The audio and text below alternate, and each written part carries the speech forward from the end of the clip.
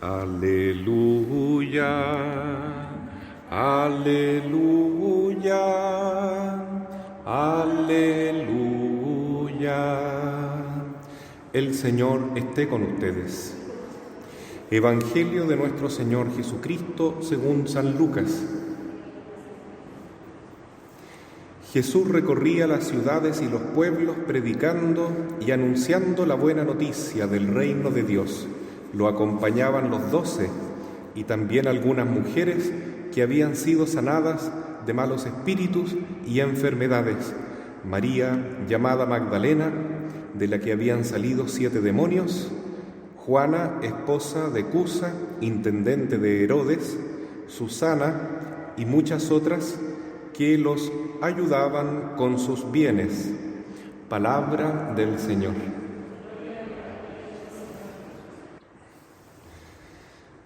Mis queridos hermanos, hoy la palabra de Dios nos habla de la importancia de la fe y en concreto el Evangelio nos habla de la compañía y el servicio de las mujeres fieles al servicio, ¿no es cierto?, en el ministerio de Cristo, de Jesús.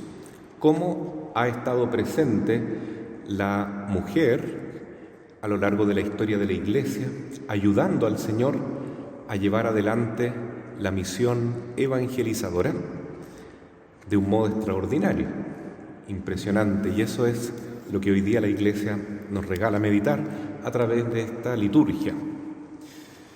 Dice el Evangelio que Jesús recorría ciudades y pueblos predicando la buena noticia y anunciando el reino de Dios. Es decir, evangelizando, porque esa es la misión primera de la Iglesia, evangelizar, anunciar esta buena noticia. Cuando Cristo envía a sus apóstoles, les da primeramente esa orden: vayan por todo el mundo y lleven el Evangelio a toda criatura, ¿no? Eso es lo primero que la Iglesia debe hacer. No quedarnos solamente reactivos frente a los males que hay, denunciar la opresión, el daño que se está introduciendo en nuestra cultura, lo cual también hay que hacerlo porque es labor profética de la Iglesia, denunciar lo malo, pero sobre todo anunciar lo bueno, que Jesús está con nosotros, que hay una gran noticia, una gran novedad, que es eternamente nueva, actual. Lo que San Pablo defiende en la primera carta a los Corintios, que fue la lectura que escuchamos antes del Evangelio: si Cristo no ha resucitado, vana es nuestra fe. Esa es la buena noticia. Jesús pasó por la muerte porque se ofreció como rescate por todos nosotros, pero resucitó, venció la muerte, venció el pecado, venció el sufrimiento, venció el mal. Y esa es una noticia buenísima porque Él vence en toda la Iglesia y en cada uno de nosotros, trayéndonos nueva vida, vida nueva. Y Cristo resucitado es la primicia de nuestra propia resurrección. Es decir, que hay esperanza de vida eterna, no solo una vida en paz, alegre en este mundo, viviendo en la gracia de Dios, sino una vida eterna, para siempre con Dios, y resucitados con nuestro cuerpo. Nuevamente, después de la muerte, volveremos a tener un cuerpo, nuestro mismo cuerpo que tenemos ahora, pero resucitado, glorioso, para siempre, en la casa de Dios. Es una muy buena noticia, ¿no es cierto? Y hay que vivir conforme a este Evangelio, o buena noticia, construyendo toda nuestra realidad, nuestra filosofía, nuestra cultura, nuestras leyes también, nuestras costumbres, de acuerdo y en base a la resurrección del Señor. Pero eso implica tener fe, creer lo que Cristo nos dijo, y creer en Jesús significa seguirlo, estar con Él, dedicar toda nuestra vida, ojalá todos nuestros bienes también, para servir a Jesús y su obra, que es la Iglesia, a lo largo de la historia y en todo el mundo. Y en este sentido, hoy día el Evangelio nos dice que son precisamente las mujeres fieles las que más colaboraban con Jesús y los 12 apóstoles, ¿no? Con los apóstoles, con los discípulos más cercanos de Cristo, Y eso es una constatación que vemos, ¿no es cierto, hermanos?, en todas las parroquias, en todas las iglesias del mundo. Yo diría en la misma proporción en que Jesús fue acompañado en la cruz por mujeres, está también lo mismo ocurriendo en la iglesia hoy.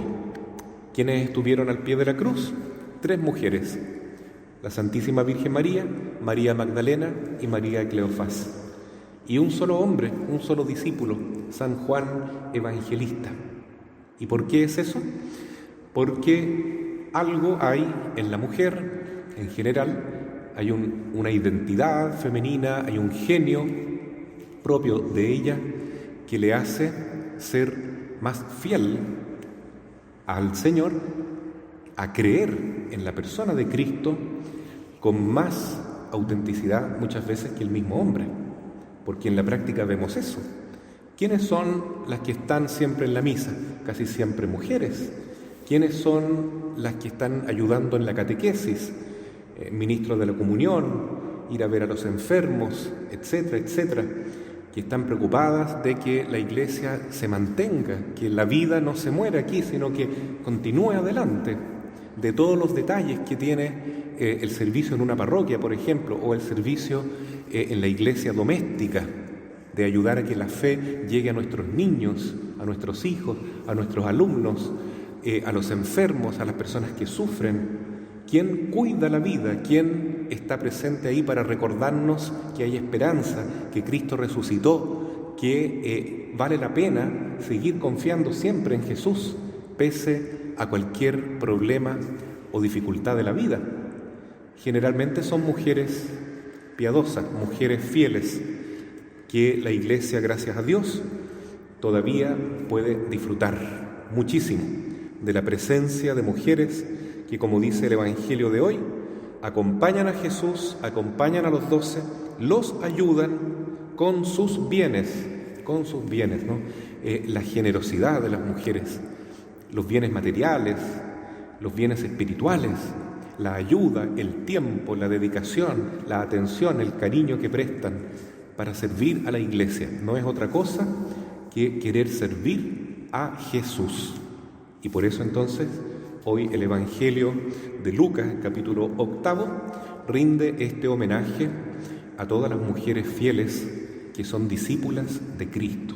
No solo estas mujeres que menciona aquí, María Magdalena, Juana de Cusa, la esposa del intendente de Herodes, Susana y muchas otras, sino estas otras que no menciona el Evangelio, pero que a lo largo de la historia han estado ahí como representantes de María, sosteniendo la Iglesia.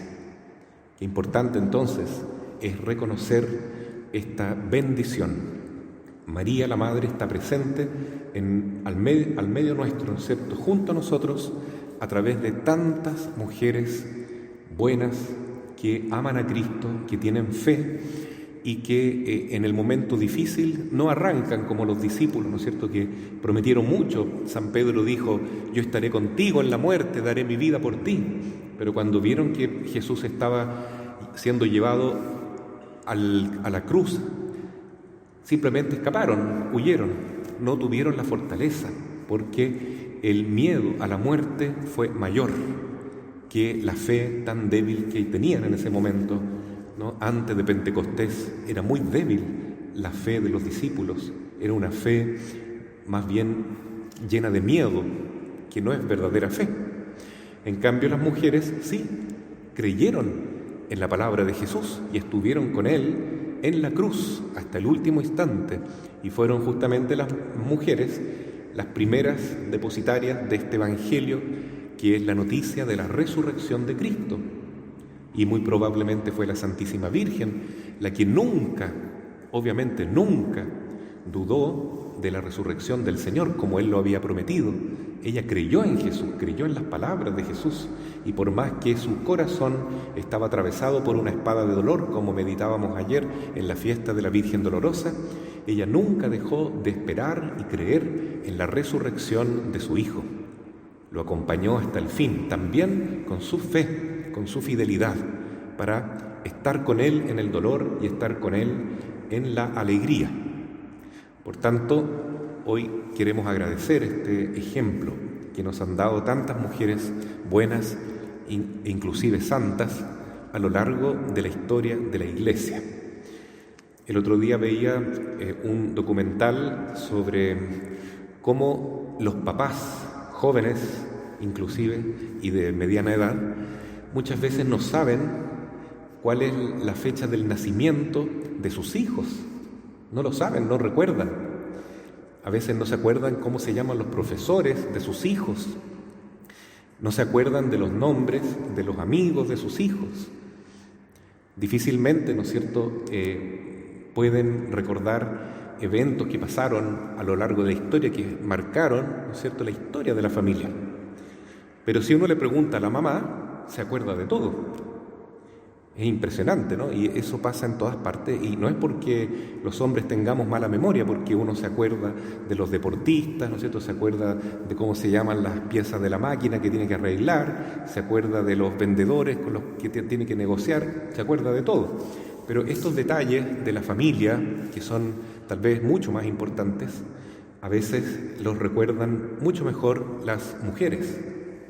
¿Por qué? Porque tienen un alma diferente y porque los hombres tenemos que aprender mucho de ellas para poder amar con más madurez. Porque lo más importante es amar a nuestros hijos, ¿no es cierto? Mucho más que saber cómo se llaman todos los deportistas que a uno le gustan o cómo se llaman todas las piezas de las máquinas con que uno trabaja, etc. Entonces hay que aprender mucho del genio femenino, de la identidad de la mujer, y también es un llamado de atención hoy para las mismas mujeres católicas para que no se dejen llevar por esta confusión que hay hoy en día de la identidad de la mujer, con toda esta ideología de género, que es una gran mentira, donde se pretende que cualquier persona puede ser mujer, ¿no es cierto?, de importando el sexo, etc. Es tanta confusión que se habla hoy en día y que está desorientando sobre todo a los niños. Entonces hay que decir, bien, la mujer siempre ha tenido un puesto importante en la familia, en la sociedad, en el mundo y sobre todo en la Iglesia, y cada vez lo tendrá más, pero que acepte, ¿no es cierto?, la vocación que Dios le ha dado, ser mujer, y que nos ayuden a nosotros los varones a ser también más hombres en el seguimiento de Jesús, como lo hizo la Santísima Virgen, porque ella en Pentecostés rezó para que los apóstoles fueran más valientes, tuvieran más coraje y no le tuvieran miedo a la cruz, a la persecución, y vivieran como realmente Cristo quería, evangelizando, misionando, dando testimonio, incluso con la propia sangre. Muchas veces entonces es gracias a la mujer que el hombre se salva, que el hombre conoce a Cristo, que el hombre se introduce en el camino de ser discípulo del Señor. Así es que ánimo a las mujeres que trabajan al menos en nuestra parroquia y en tantos otros lugares, para que sigan adelante con su tarea, porque Dios les ha dado un papel fundamental en la misión de la Iglesia, que es la tarea misma de Cristo.